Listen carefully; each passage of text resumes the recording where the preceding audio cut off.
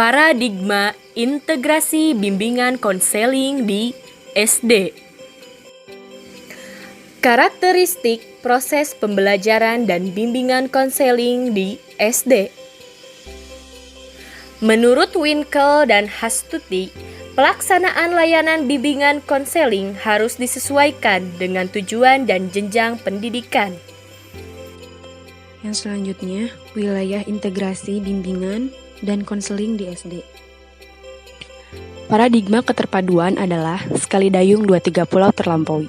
Sementara integrasi adalah memadukan materi satu dengan materi lainnya untuk membangun sebuah pengetahuan utuh yang berdampak meluas.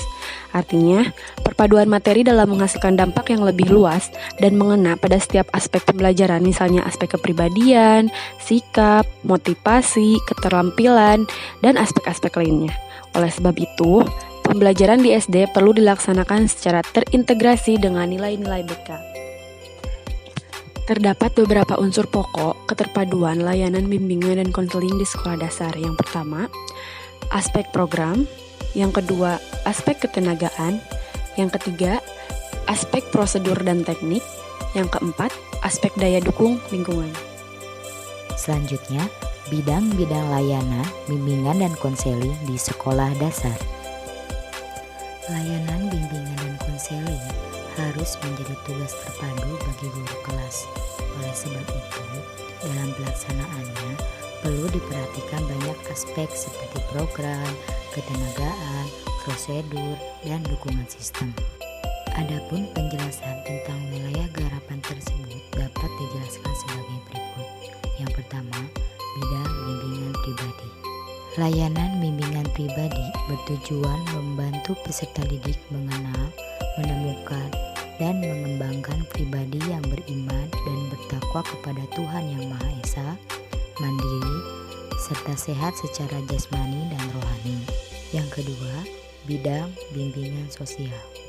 Layanan bimbingan sosial bertujuan membantu peserta didik agar dapat berhubungan dengan lingkungan sekitarnya atas dasar etika pergaulan sosial yang dilandasi oleh akhlak mulia, budi pekerti luhur, dan juga tanggung jawab sosial. Layanan bimbingan konseling belajar bertujuan membantu peserta didik mengembangkan kebiasaan belajar yang baik dalam bentuk perkembangan sikap dan kebiasaan belajar yang baik, mengembangkan keterampilan serta bersikap terhadap guru, dan tumbuhnya disiplin belajar dan berlatih secara mandiri. Yang terakhir, ada bidang bimbingan karir. Layanan bimbingan konseling karir bertujuan untuk mengenal potensi diri sebagai prasyarat dalam mempersiapkan masa depan karir masing-masing peserta didik. Tugas personil sekolah dalam pelaksanaan bimbingan dan konseling di sekolah dasar. Yang pertama, ada uraian tugas-tugas bimbingan konseling personil sekolah.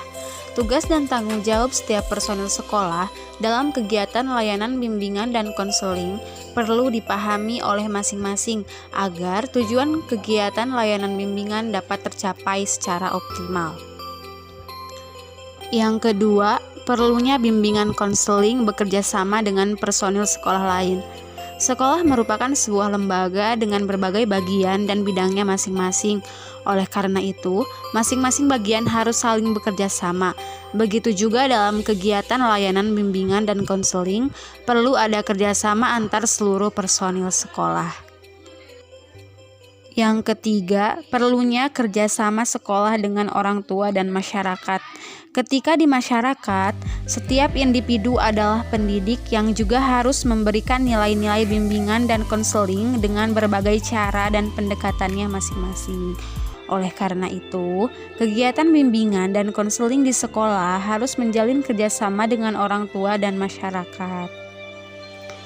Model layanan bimbingan dan konseling terintegrasi di sekolah dasar. Model layanan bimbingan konseling terpadu dan terintegrasi di sekolah dasar didasari asumsi bahwa usia sekolah dasar merupakan usia perkembangan yang paling sensitif dan krisis. Peserta didik yang tumbuh dan berkembang dalam lingkungan yang baik akan tumbuh menjadi pribadi yang baik, begitupun sebaliknya. Oleh karena itu, bimbingan konseling di SD dengan model terpadu, terintegritas, dan komprehensif menyadarkan diri pada pemahaman bahwa perkembangan merupakan wahana strategis perkembangan peserta didik.